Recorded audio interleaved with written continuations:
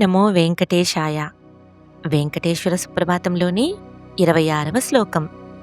భాస్వానుదేతి వికచాని సరోరుహాని సంపూరయంతి నినదైక కుబో విహంగా శ్రీవైష్ణవా సతతమర్దిత మంగళాస్తే దామాశ్రయంతి తవ వెంకట సుప్రభాతం. సూర్యుడు ఉదయిస్తూ ఉన్నాడు. పద్మములు వికసిస్తున్నాయి. పక్షులు తమ మధుర శబ్దాలతో అన్ని దిశలను నింపుతూ ఉన్నాయి.